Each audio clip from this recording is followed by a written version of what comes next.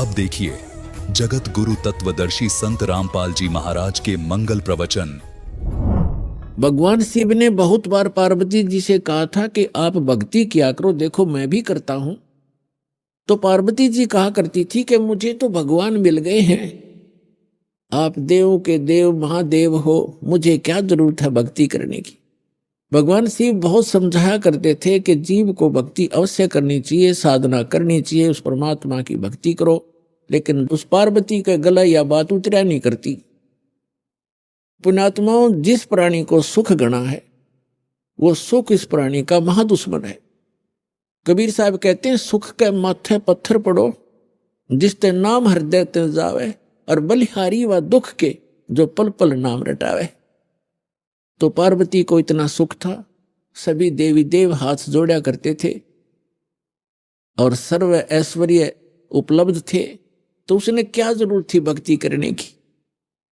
तो इसलिए भगवान शिव के पास जो मंत्र था वो स्वयं जाप करते थे, वो पार्वती जी को मंत्र बताया नहीं। एक दिन भगवान शिव सैर सपट्टे को गए हुए थे बाहर, पीछे से नारद जी आ गए और नारद जी बोले कि हे माता, आप जन्म और मरण के दुख को सहन कर रही हो और आपके घर में एक ऐसी अनमोल वस्तु है जिसके सेवन करने से आपका ये जन्म और मृत्यु मिट सकता है। पार्वती जी ने पूछा कि भाई नारद, ऐसी कौन सी वस्तु है, मुझे तो मालूम नहीं। उस नारद जी ने बताया कि भगवान शिव के पास एक मंत्र है, अमर मंत्र, और वो किसी को नहीं बताते और स्वयं मंत्र का जाप करते हैं, जिस कारण से वो अमर हैं। और उस मंत्र के अभाव से आप जन्म और मृत्यु को प्राप्त होते रहते हो। आपका 108वां जन्म है और भगवान शिव कांस्टेंट चल रहे हैं। और ये जितने भी ये कंकाल टंगे हुए हैं सिर के रूंड तेरे, ये आपके हैं। आप 107 बार मर चुकी हो, 107 बार ही आपने भगवान शिव को ही वर रूप में चुना है। 107 जन्म आपके हो चुके, 108वां चल रहा है। तो पार्वती जी का यह बात खटकेगी कि सचमुच ये मेरे ही सिर हैं, अगर आपके ही हैं ये। लेकिन ये बात गले नहीं उतरे कि भगवान शिव के पास ऐसा मंत्र और मुझे ना देवे, क्योंकि वो मुझे बहुत प्यार करते हैं, मेरे लिए वो सर्वस्व सौंप सकते हैं, सब कुछ दे सकते हैं। ये नहीं हो सकता नारद जी। नारद जी कहने लगे कि देख ले माता, अभी तक आपने उनको एज ए हस्बैंड ट्रीट किया है, एज ए गॉड ट्रीट नहीं किया। अभी तक आपने उसको पति रूप में व्यवहार किया है, आपने उनको भगवान नहीं समझा। और जब तक आपके हृदय में यह डिमांड नहीं होएगी, जैसे गॉड गुरु जो होते हैं वो भगवान के तुल्य ही माने जाते, तो भगवान शिव उस समय इस मंत्र के प्रदान करने वाले गुरु थे। तो नारद जी तक कह के चले गए। अब पार्वती की नींद हराम होगी कि भगवान को आने दे, और मुझसे कोई अवश्य कोई ऐसी गलती बनी है जो ऐसी वस्तु को मुझसे छुपा रखा है, मैं अवश्य अभाग्नि कोई गलती कर रही होंगी। एकदम नम्रता आई। अब पहले तो पार्वती जी जैसे पति पत्नी बोलते हैं ऐसे बोला करती थी, और उस दिन आते ही चरणों में दंडवत प्रणाम किया और पैर पकड़ के रोने लगी। भगवान शिव ने पूछा कि किसने क्या कह दिया आपको, क्यों रो रहे हो, बताओ मुझे एक बार। तो पार्वती ने कहा कि आपके रहते मुझे कौन क्या कह सकता है, लेकिन मैं बहुत निकम्मी हूं कि मैं ऐसी कोई गलती कर रही हूं जिस कारण से आपने मुझसे एक अनमोल वस्तु छुपा रखी है। और मैं तो बालक हूं, आप तो भगवान हो, बालकों की गलतियां माफ किया करते, मैं तो बालिका हूं आपके सामने, और मुझे क्षमा करो, मुझसे कोई ऐसी गलती हुई। आपके पास एक अमोघ मंत्र है जिससे मेरा कल्याण हो सकता है। और तब भगवान शिव ने सोचा आज या कौन सा स्टेशन पकड़ेगी। यदि कदे भी इस बात के निकट भी नहीं थी, ना ऐसा मैंने कदे भाव देखा, ऐसी विनम्र नहीं देखी। तब उसने कहा कि तुझे कौन ऐसा भगवान मिल गया जो तेरी बुद्धि बदल दी। ये तेरे सतर का ज्ञान नहीं पार्वती, तेरी बुद्धि को मैं खूब जानता हूं। तब पार्वती जी ने कहा कि नारद जी आए थे, उन्होंने मुझे बताया है कि ये जितने भी ये कंकाल टंगे हुए इस माला में, ये मेरे सिर के, मेरे मुंह के रुंड, ये मेरे ही बताए हैं। मैं 107 बार मर चुकी हूं और आपको ही पति बनाया है मैंने। हे भगवान, क्या मैं मरती थी आप मुझे कितना प्यार करते हो, और ये जब मैं मरती थी तो क्या आपको दुख नहीं होता था, और फिर भी आपने मुझे वह वस्तु नहीं दी जिससे मैं आपके जीवन तक तो जीवित रह सकती थी इस मंत्र से, ऐसा बताया है। तब भगवान शिव ने कहा कि सचमुच ये सब सिर तेरे ही हैं और गिनती के लिए रखे हुए हैं ताकि तेरी बुद्धि ठिकाना आ जा, इसलिए रखे। और ये दिन आ गया आज। तो भगवान शिव ने कहा कि आज तक मैं तेरी मृत्यु के उपरांत मैं कितना दुखी हुआ करता, वो तो मेरा मन जाने। जैसे उन्होंने बताया कि एक बार राजा दक्ष के यहां तू मृत्यु को प्राप्त हुई थी और तेरे उस अस्थि पिंजर को लिए मैं 10,000 वर्ष तक सीने से लगाए फिरा करता। मैं इतना पागल की तरह तेरे ऊपर आसक्त था, तेरे वियोग में मैं इतना दुखी होता था। पार्वती ने कहा कि फिर भी आपने मुझे यह मंत्र क्यों नहीं दिया जिससे मैं मरती नहीं और आपके साथ ही रहती। तब भगवान शिव ने कहा कि ये मंत्र ऐसे नहीं दिया जा सकता। जब तक जिज्ञासा प्रबल ना हो इस मंत्र के बताने का कोई लाभ नहीं बताने वाले को, बल्कि पाप ही लगता है। अब जैसे एक सीप होती है जिससे मोती बनते हैं, एक जीव होता है समुद्र में, उसका ऊपर का जो बॉडी होता है वो बहुत सख्त होता है और छोटा सा सीप होता है। जिस समय समुद्र के अंदर एक ऐसा वातावरण बनता है, उसको प्यास लगती है और वो समुद्र के जल को ग्रहण नहीं करती, वो ऊपर आ जाती है सतह पर, पानी के ऊपर की सतह पर। और जब स्वाति नक्षत्र की ऊपर से कोई बूंद आसमान से उसके मुख पर गिर जाती है उस समय, तो उस बूंद से जब मुंह खुला हो सीप का, उसकी डिमांड होती है उस बूंद की, आसमान के पानी की बूंद की, और उसमें मुंह खुला हो और उसमें वर्षा हो रही हो, तो मुंह खुले हुए पर एक ही बूंद पर्याप्त है उसमें मोती बनाने के लिए, और मुंह खुला ना हो और सीप बेशक ऊपर सतह पर जल के ऊपर घूम रही हो, चाहे सारा सामन बरस जा, उस मोती नहीं बन सकता क्योंकि उसका मुंह खुला नहीं है। तो ऐसे ऊपर बगैर मुंह खुले और उस बूंद की कोई वैल्यू नहीं है, व्यर्थ जाती है। ठीक इसी प्रकार भगवान शिव ने बताया कि आपके अंतःकरण का मुंह खुला नहीं था, आपके अंदर ये जिज्ञासा उत्पन्न नहीं हुई थी, इसकी डिमांड नहीं हुई थी। और आज नारद जी ने आपके अंदर ये प्रेरणा पैदा करके आपके अंतःकरण की वो डिमांड प्रेरित कर दिया, आपको आपकी प्रबल इच्छा होगी। अब ये मंत्र दूंगा पार्वती तो तेरा काम करेगा। पहले मैंने बहुत बार कोशिश की थी कि आपको ये मंत्र दूं, लेकिन आपने तो कान्ना पे कटाड़ी सारी बात, और कभी भी नहीं आपने भक्ति करने की सोची भी नहीं। अगर आप मेरे ज्ञान को सुनती तो मैं ये मंत्र आपको प्रेरित करके ये मंत्र भी देता, लेकिन ये ऐसा अनमोल मंत्र है, बगैर जिज्ञासु के और प्रबल इच्छा हुए बिना ये देना व्यर्थ होता है। इसलिए मैंने आपको मरते हुए भी देखा, मैं रोता भी था, डकराता था, टक्कर मारता था, लेकिन ये अनमोल वस्तु दे नहीं सकता था। तो पुण्यात्माओं, उस मंत्र को कितना कॉन्फिडेंस रखा गया था भगवान शिव के द्वारा। पार्वती के अतिरिक्त उन्होंने किसी को ये मंत्र फिर खोला भी नहीं। अब पार्वती से कहा कि इस मंत्र को मैं उस स्थान पर दूंगा, कोई अन्य जीव जंतु ना सुन ले। तो कहां ले गए उनको? वहां ले गई जहां आज अमरनाथ नाम से स्थान प्रसिद्ध है। वहां एक उस स्थान पर एक सूखा वृक्ष था।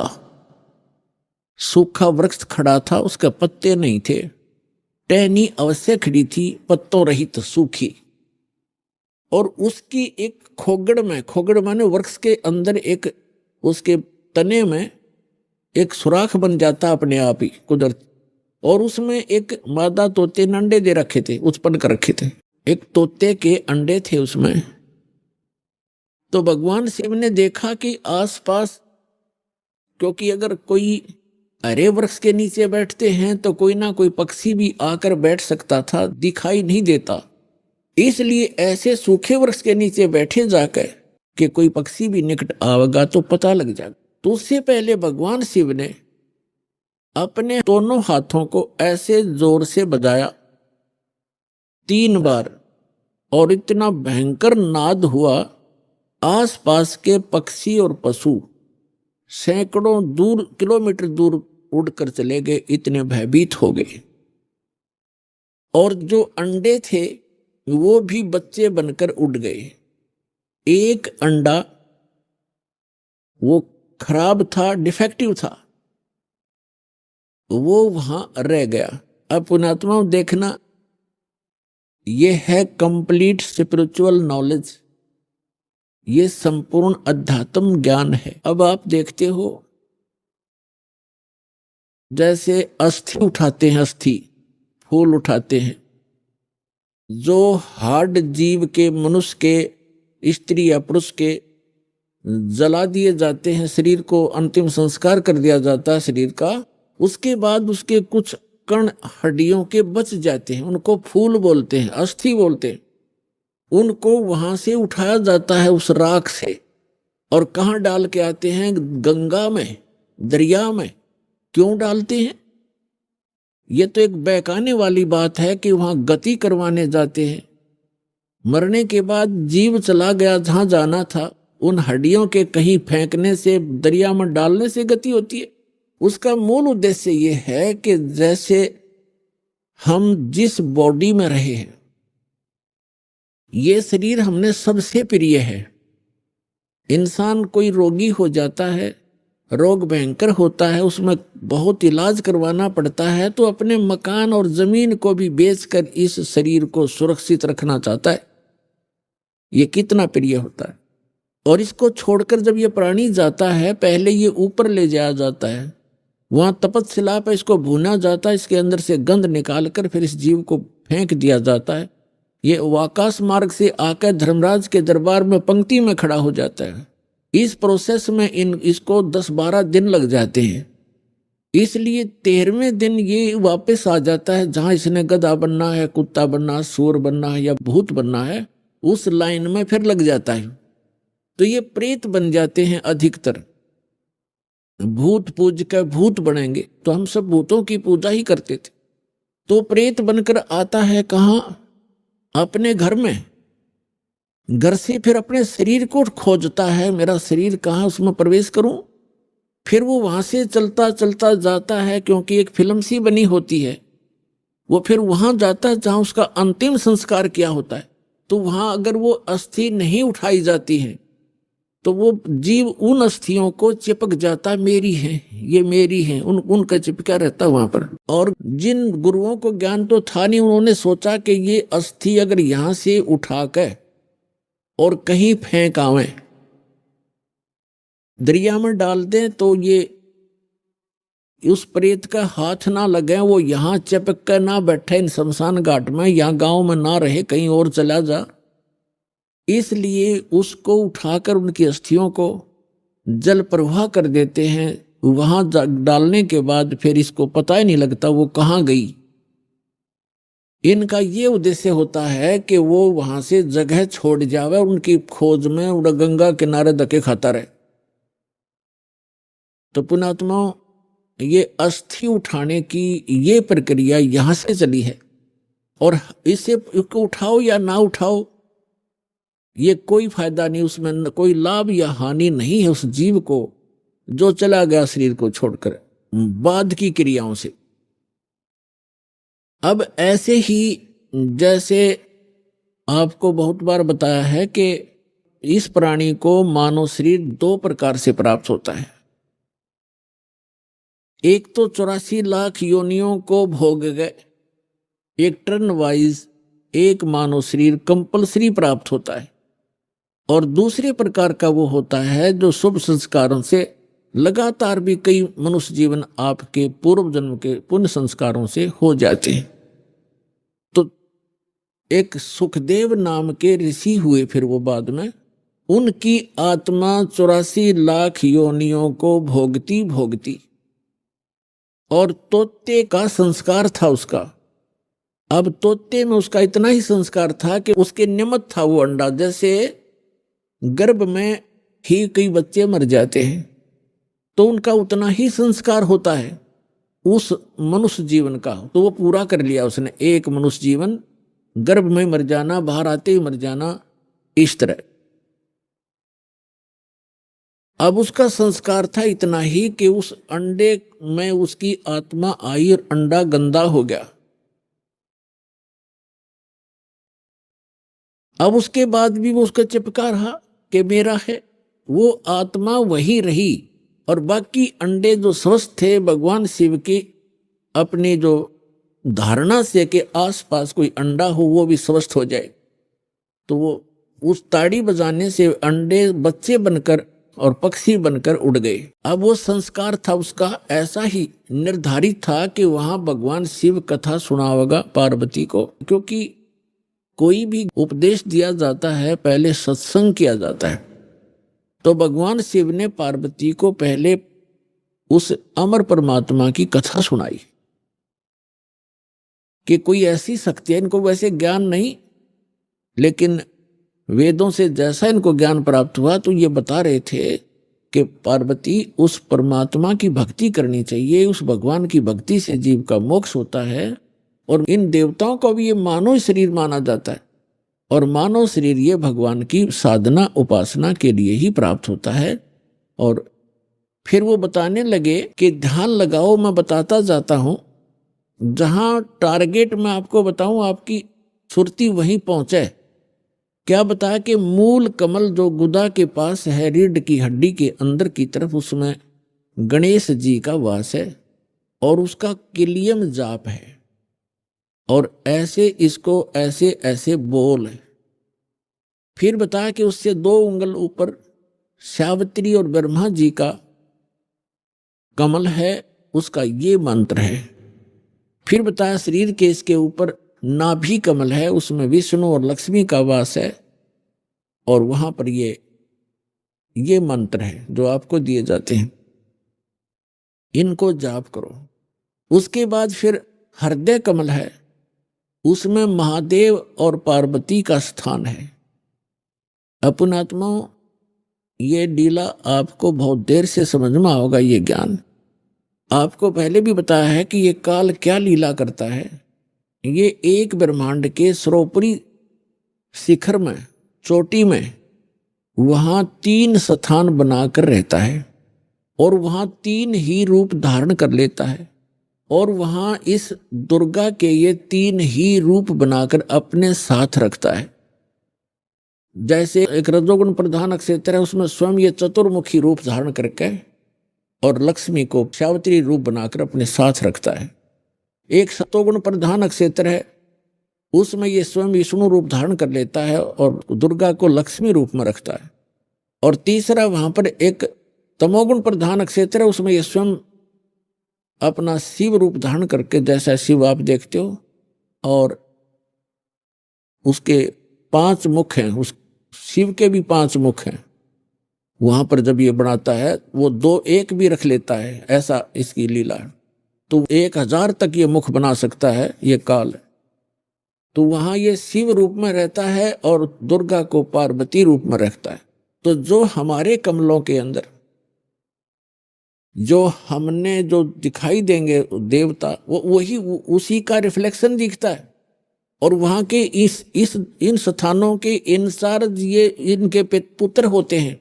जहां इनके कार्यालय हैं, जैसे शिवपुरी है, विष्णुपुरी है, ब्रह्मापुरी है, ये अलग है, और वहां पर रिफ्लेक्शन उसका ही आता है। और वहां जो जीव इस मंत्र का की साधना करते हैं, उनकी साधना का अकाउंट ये इसके पुत्र रखते हैं। जैसे हम ब्रह्मा जी और सावित्री का जाप करते हैं, तो वो अकाउंट इनके पास जाएगा, अकाउंट यही रखेंगे ये ब्रह्मा विष्णु महेश ही अलग से। तो पुण्यात्माओं, ये पीएचडी का मार्ग है, धीरे धीरे आपके समझ में आओगे। तो यहाँ शिव बता रहा है कि हृदय कमल में शिव और पार्वती का स्थान है, इसके ऐसे 12 पंखड़ियां हैं, इसका ये मंत्र है। फिर कंठ कमल में देख, ये दुर्गा का स्थान है और इसमें इतने 16 पंखड़ी हैं और इसका ये मंत्र है। तो ऐसे जब वो जाप करती हुई जा रही थी, फिर कहा कि त्रिकुटी की तरफ चलो पार्वती। अब जो ही वो ऊपर को उठी, यहां से समाधिस्थ हो गई वो, क्योंकि पुण्यात्माएं जो होती हैं उनका शरीर एक बहुत कोमल होता है, उनमें इतने विकार नहीं होते जैसे हम कलयुग में आ गए। सतयुग में क्या था? सतयुग में प्रत्येक व्यक्ति कोई भी था, जन साधारण भी और ब्राह्मण गुरु भी, उनकी समाधि तुरंत लग जाया करती थी, क्योंकि शरीर इतना पिछले पुण्य संस्कारों से इतना कोमल होता था, इतना स्वच्छ होता था, आसानी से समाधि लग जाती थी। तो ऐसी वो शरीर था पार्वती का, तो स्वयं उनका एकदम समाधि लग गई। वो अंदर सुरती उसकी कमलों में चली गई और उन कमलों में घुसकर वो नजारा देखने लगी। अब जैसे पुण्यात्माओं, आप सिनेमा देखने जाते थे पहले, अब तो नहीं देखेंगे हम, पहले सिनेमा देखने जाते थे 3 घंटे, 3 घंटा का न्यू पता नहीं चला था किस में गए, क्योंकि कभी कुछ देख रहे हैं, कभी कुछ देख रहे हैं, कभी कुछ देख रहे हैं। 1 सेकंड में वो है पावा था, खत्म होगी भाई। और बस स्टैंड पे बस की इंतजार कर ले, 10 मिनट में 20 बार उठेगा, 10 बार बैठेगा, आई किसी आई। तो इस तरह हम जो समाधिस्थ ऋषि होते थे, इनकी काल रोल मारा करता, इन मूर्ख बनाया करता।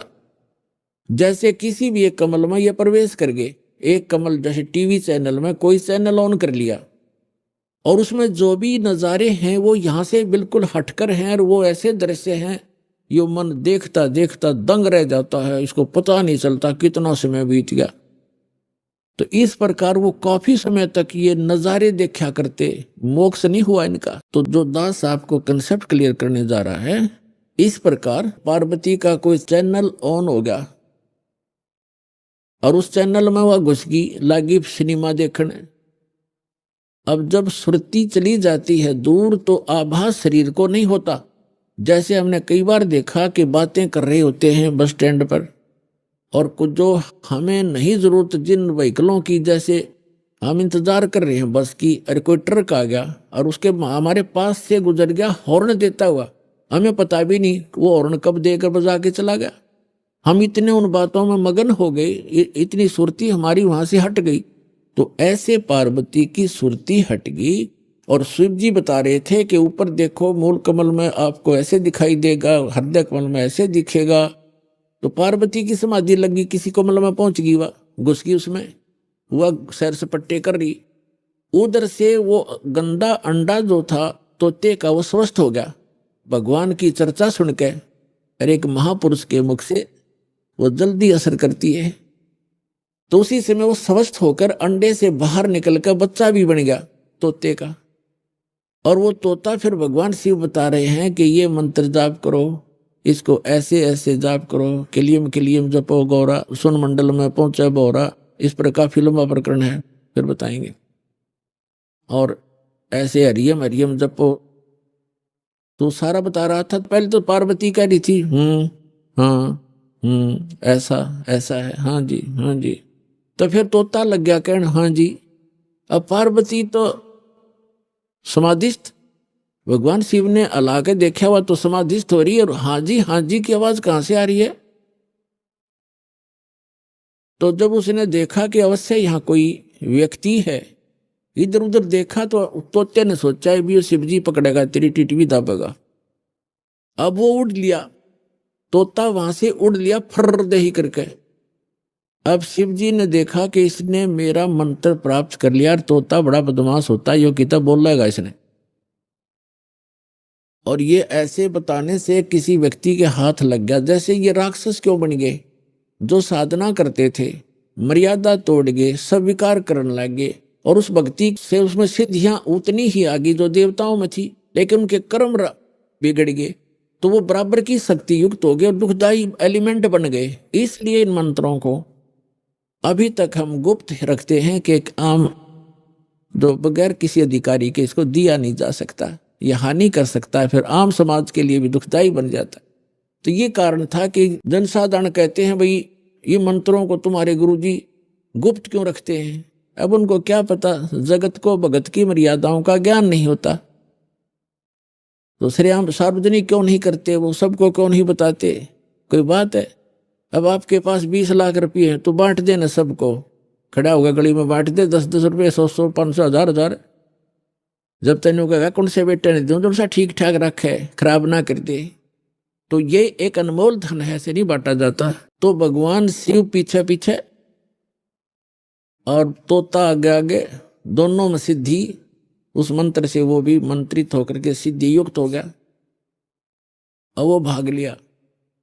आगे तोते का शरीर छोड़कर वेद व्यास की पत्नी ने जमाई ली, उसके माध्यम से वो सूक्ष्म रूप से गर्भ में पहुंच गया। और जब उनका मिलन हुआ पति पत्नी का, तो उस समय उसने उसमें बॉडी धारण कर ली वेद व्यास और उसकी पत्नी से, और गर्भ में रहा। तो भगवान शिव आए पीछे पीछे और कहा कि व्यास की पत्नी, तेरे पेट में मेरे ज्ञान का चोर है, मैं इसे मारूंगा। तो उसने कहा कि क्यों मारोगे, क्या क्या गुस्ताखी कर दी, ये दी कोई जीव, मुझे तो मालूम नहीं, आप तो अंतर्यामी हैं भगवान, आपने को पता होगा। क्या बात होगी कि इसने मेरा अमर मंत्र चुरा लिया, सुन लिया, और ये अमर हो गया, और कहीं ये किसी और को बताओगा, इसलिए मैं इसने खत्म करूंगा, मारूंगा। तो व्यास की पत्नी कहने लगी, बोले